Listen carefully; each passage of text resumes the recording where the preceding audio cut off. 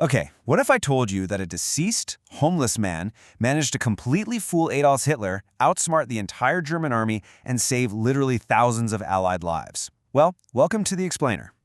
Seriously, how exactly does a man who has already tragically passed away end up orchestrating one of the greatest and honestly most bizarre espionage thrillers in military history?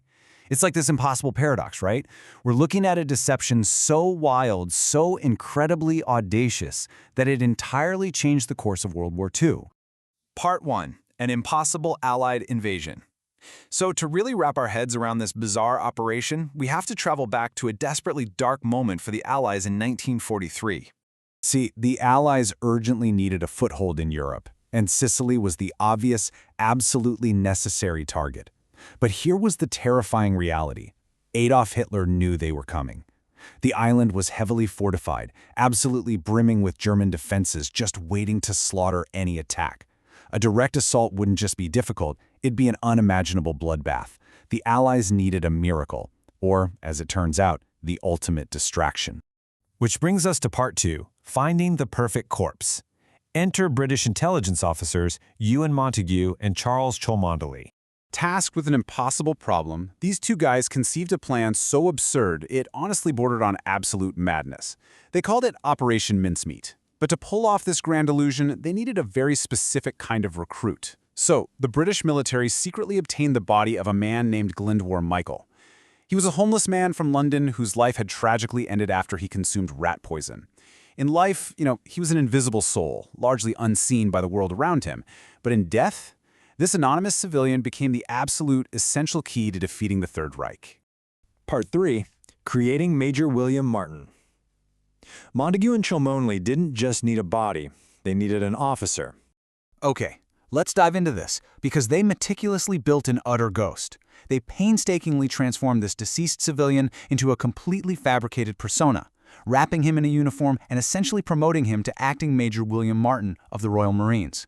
But a uniform alone doesn't fool enemy intelligence, right? They needed to make him profoundly human. So to make this fake identity completely bulletproof, they packed Major Martin's pockets with what spies call pocket litter.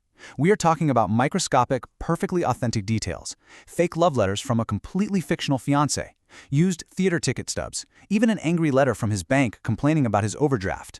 These meticulous fabricated details painted a perfect, undeniable picture of a flawed, ordinary, living, breathing guy. But, all of this elaborate backstory was really just a delivery mechanism for the main event, the payload. They physically chained a briefcase to the dead man's wrist. And inside that briefcase were forged, seemingly top-secret personal letters written between high-ranking British generals. This leather case, locked to a corpse, was the dangerous masterstroke of the entire con. And the lie contained within those letters? Oh, it was brilliant. The forged documents explicitly stated that the Allies were only pretending to attack Sicily. Sicily was framed as a massive fake-out. The letters casually claimed the real Allied invasions were going to happen hundreds of miles away, in Greece and Sardinia. It was the perfect trap, designed with psychological precision to exploit Hitler's own deep-seated paranoia. Moving on to Part 4, the submarine bait drop. With the trap set and the bait prepared, the operation moved from a stuffy basement in London to a tense, make-or-break execution phase. Out in hostile, dark waters, a British submarine silently traveled to the coast of Spain. They slipped through the ocean to gently release Major Martin's body into the waves. From there, they relied entirely on the erratic forces of nature, just trusting the coastal currents to wash him ashore. It was a terrifyingly calculated risk, but, as predicted, Spanish authorities found the body. Now, Spain was supposedly neutral, but the British knew exactly how this game was played. The Spanish authorities took one look at the briefcase, broke the seals, and handed those top-secret documents straight over to German intelligence. Which leads us to Part 5, Fooling the Führer. The forged files made their treacherous way up the German chain of command, crossing Europe until they reached their ultimate, climactic destination. They landed squarely on the desk of Adolf Hitler. The entire invasion of Europe and honestly thousands of lives now hinged on a single moment. Would Hitler see through the theater ticket stubs and the fake bank letters, or would he take the bait? And this brilliantly illustrates the outcome. He fell for the trick, hook, line, and sinker. Believing the fake letters were absolute truth, Hitler committed a massive, catastrophic tactical blunder. He immediately ordered entire divisions of tanks, ships, and thousands of elite troops away from Sicily. He rushed them over to Greece to defend against an invasion that didn't even exist. So when the Allies actually landed on Sicily on July 10, 1943, the German defenses were completely depleted. The Allies secured a massive, pivotal victory. Thousands. That is the staggering number of Allied lives saved by this bizarre deception. If there is one thing you should take away from this explainer, it's that warfare isn't just one with brute force, it's one with brilliant, audacious strategy.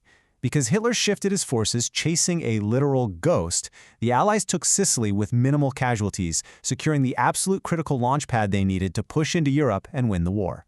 Which brings us back to the man at the center of the whole shebang, Glyndor Michael. A homeless man from London who tragically died on the cold streets was eventually buried in Spain. He was given full military honors. But he was laid to rest under his fake name, Major William Martin. He served a country that barely noticed him in life, yet in death, he struck an absolutely devastating blow to the German war machine. It leaves us with this final, provocative thought. How did one unseen, forgotten life accidentally alter the fate of millions? A man who had nothing ended up giving the Allies everything they needed to break into Europe. It's just a stunning testament to the wild, unpredictable, and entirely fascinating nature of history. Thanks for joining this explainer.